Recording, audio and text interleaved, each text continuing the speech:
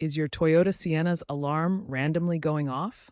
The most common culprits are the sliding door switch and your key fob. The sliding door switch signals if the door is properly closed. It can malfunction due to dirt, misalignment, or wear. The key fob, especially with a weak battery, might send incorrect signals, triggering the alarm. Understanding these two components is key to solving the problem. Also, software updates are pushed out frequently, so be sure to check for those to keep all sensors up to date. Start by inspecting the sliding door.